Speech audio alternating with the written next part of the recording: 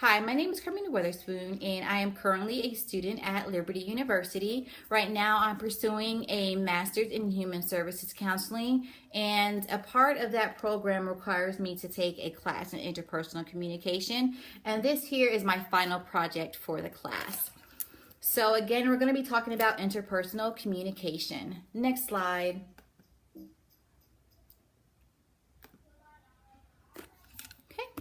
So first we're going to take a look at the purpose of this presentation, and I like to refer to this portion of the presentation as the 5 Ds. Okay, so first we're going to define interpersonal communication, and then we will discuss the relevance of interpersonal communication.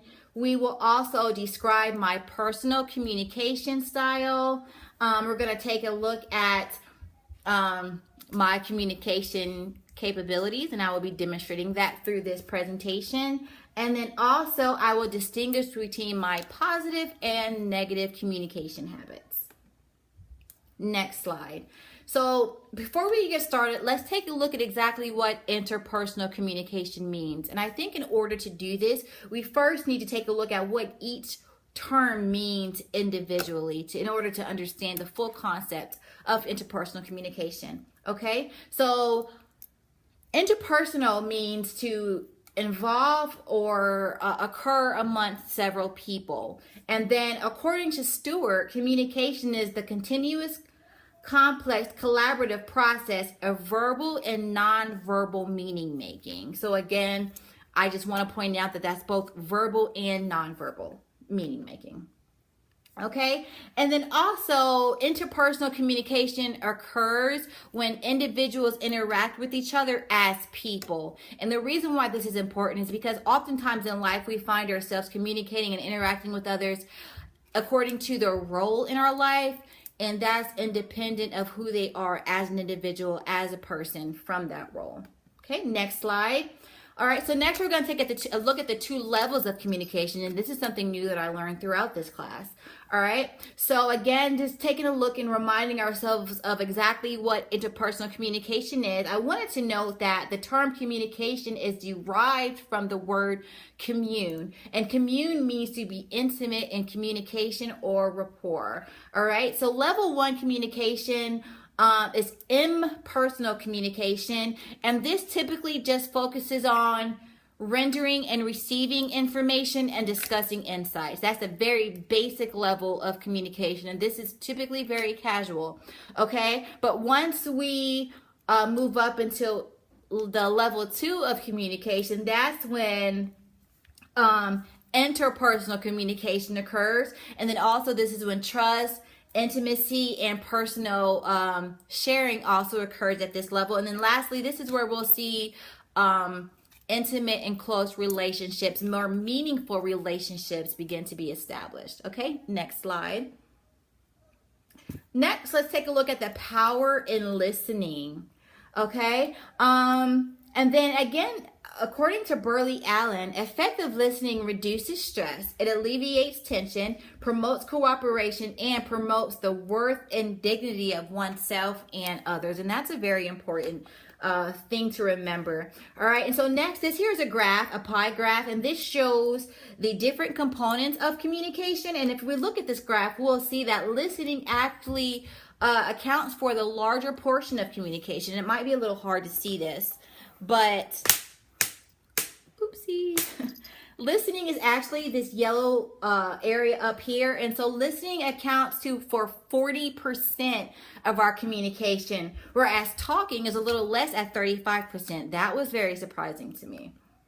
Okay, so next we're going to talk about communication walls, and these are the things that really prevent us from having true, meaningful interpersonal communication. Okay, and the 3 walls are betrayal, deception, and hurtful messages. All right, betrayal is violations of trust or expectation on which the relationship is based. That's a very basic definition of betrayal. All right, betrayal often occurs in close, intimate relationships, and I know that's kind of discouraging to hear that, but It does occur quite often. And types of betrayal are affairs, lies, neglect, abandonment, and abuse. And again, these terms are not solely linked to romantic, intimate relationships. These things also occur in friendships. They occur in relationships between a child and their caregivers as well. And then also betrayal typically results in a termination of the relationship. Okay, the next communication wall that we're going to discuss is deception. Deception is actually lying, as the term implies. And then lying / deception occurs on a spectrum of just blatant lies and then indirect actions. And I know that might be hard to accept, but some forms of deception are not intentional. All right. And then there are actually positive and negative motives for deception. All right. And so our negative motives will involve malevolence, regression, and exploitation, whereas our positive motives are benevolence and utility. Okay. The next communication wall that we're going to take a look at is hurtful messages, and these typically involve verbal aggression. All right, and so the types of hurtful messages, and there's actually 10, is accusations, evaluations, expressions of desire, advice, information disclosure, interrogating questions, directives, expressions of desire, jokes, and lies. And yeah, some jokes are not funny and some jokes are hurtful. And again, just like betrayal, this does often result in a termination of the relationship. So obviously it's not a very good thing to practice these habits. All right. And so next we have my overreaching goal. And I'm just going to read this to you. My overarching goal is to increase my self-awareness of my intrapersonal dialogue in an effort to gain a more profound understanding of my beliefs, values, and behaviors. This awareness and understanding will assist me with reshaping unproductive value systems, extinguishing cognitive distortions, and modifying problematic behaviors. My journey to improving my interpersonal communication habits is a task that must first begin within myself and will consequently result in improvements in my ability to relate and connect with the world around me. I think in life, anytime we set a goal for ourselves that has to do with us linking with other individuals, the first step we should take is within ourselves. Because once we have ourselves intact and together and we truly understand who we are in this world, that does open the doorway for us to be able to relate and establish meaningful relationships with other people. Okay?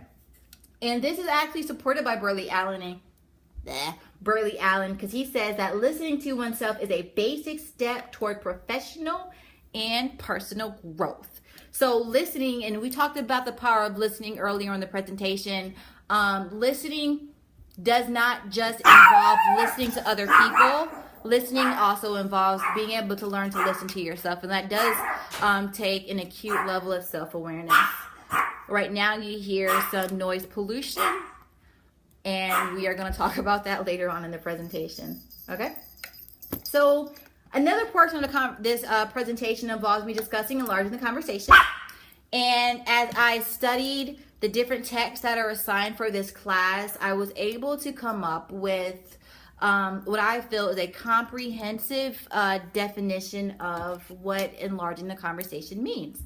And again, similar to my overarching goal, I'm just going to read this out to you. So enlarging the conversation involves communicating in such a manner that promotes dignity by demonstrating an openness to understand and respect the insights and perspectives of others. And the reason why I said this involves openness is because when we enlarge the conversation, we need to truly respect and be willing to listen to and take in consideration the insights and perspectives of the individual that's speaking to us, even if those insights and perspectives do not mirror our own. All right. And enlarging the conversation additionally encompasses vulnerability through self-disclosure and one's willingness to truthfully communicate his or her thoughts, feelings, and ideas. And yes, self-disclosure does typically involve a great deal of vulnerability. All right. So before I get into what my personal communication habits are, let's take a look at my background. And that's me. I think I was in 97 years old. All right. So I am 33 years old. I'm an African American female. I am married. I have 2 children. I have sons, and they are 10 and 12. I was raised by my mother until I was about 13, and that is because my biological father passed away when I was roughly 7 years old, so around the time that this picture was taken, actually. And then my stepfather, whom I loved very dearly, he passed away in 2007. All right. I have 5 sisters. I recently lost my sister to heart disease about 3 months ago. And I have 3 brothers. I am a middle child, so I'm the 5th born. I have a bachelor's degree in psychology, and I have worked in the mental health field for about 11 years now, and I am a U.S. Army veteran. That is something that I typically don't reveal. But since we're talking about self-disclosure, I have self-disclosed my military background. Okay? And these are just some pictures of my family. Those are my parents. That's my mom and my stepdad. That is my siblings and me, and also my children at my Campbell University graduation. This is my family. That's my 2 children and my husband. This is an old picture of me and my siblings and me. And then this is a picture of my family at my sister's funeral. Go away. And this is a picture of my children. All right, so next we're going to analyze the cultural implications on communication styles. This is important because our history, our heritage, who we are, our cultural background, our ethnicity, our experiences do shape us as individuals. And part of that reshaping does have a lot to do with our ability to interact and communicate with other people. Okay, so in doing some research, I did find some information about this that I thought was very interesting. But before we get into that, I did want to note that according to Burley Allen, people tend to duplicate in their lives the communication and relationship patterns demonstrated to them in their earlier lives. So meaning often we mimic the habits and communication habits included that we saw modeled to us by our parents. Research suggests that African American women typically adopt a more direct approach to resolving interpersonal conflicts in comparison to European American women. And the reason, according to these authors, is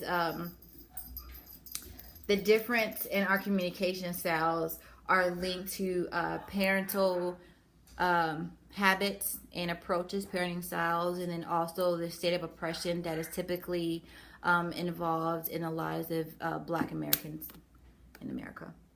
All right. So Carbonell developed a personality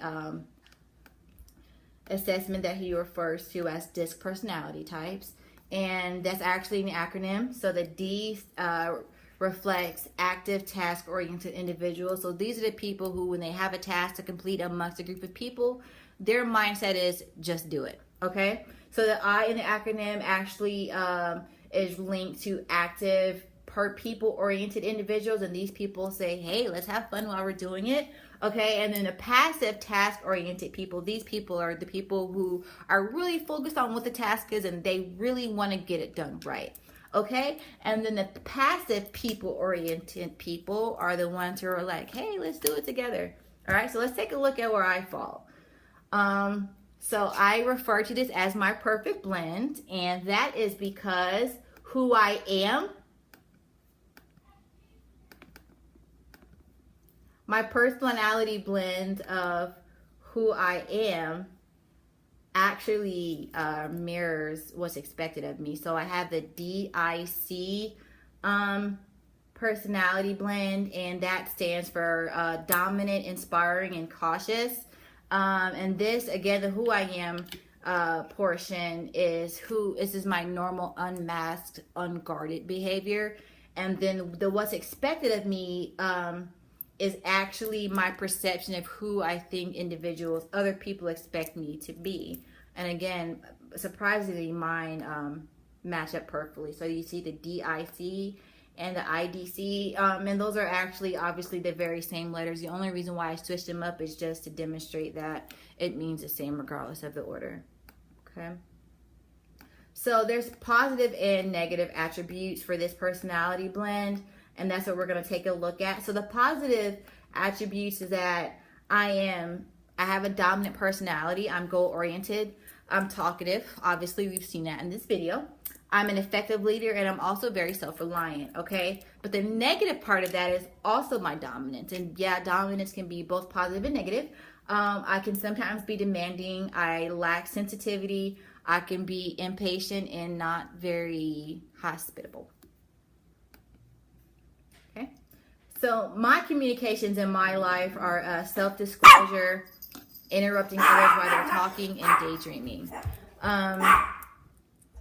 And so with these barriers in my life and communication, I have also identified strategies for improving these barriers. And the first one is to identify individuals that I trust and confide in as needed, and that'll assist me with becoming more comfortable with self-disclosure. Interrupting other individuals, I will simply learn to bite my tongue when the urge hits me to talk while someone else is speaking. And daydreaming, because oftentimes when people talk to me, I am in a mind of my own and I'm not really fully present in the conversation. And so in order to attack this communication barrier, I will remain present in conversations by utilizing paraphrasing and paralistening techniques. Noise pollution, and unfortunately my Chihuahua has demonstrated that for us all throughout this presentation. So noise pollution it involves both external and internal. So some forms of external pollution are kids playing, TVs playing, yappy Chihuahuas, telephones ringing. Internal noise pollution, though, involves a constant internal dialogue, fatigue, and then also daydreaming. Okay, and these are some noise pollutions that's prevalent in my life right now.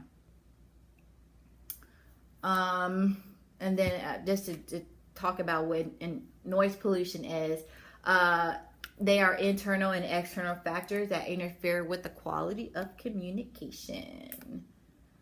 So I'm going to talk about some ways to reduce communication noise. And these are some things that I'm actually going to be doing in my life. So I'm going to increase face-to-face interactions with people as much as possible. I'm going to improve my sleep hygiene so that I'm not quite so tired. As you can see, I had bags under my eyes right now. I'm going to model positive communication skills for my children so they're not as loud. I'm going to start turning my mobile phone off, and I'm going to purchase a shock collar for my Chihuahua so she doesn't bark as much.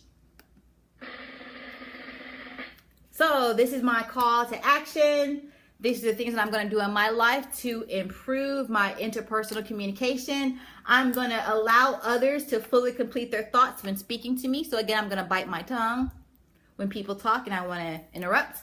I'm going to increase patience while people are talking to me and when I'm talking to other people. I'm going to improve my focus during interpersonal communication by utilizing active listening skills. I am going to refrain from correcting other people's grammatical syntax errors when they're talking to me. And also I'm going to slow down when I am talking so people can fully understand what I'm trying to say. So thank you so much for watching my presentation and listening. I know it was a little lengthy, but I really appreciate it and I hope you learned something. Be blessed.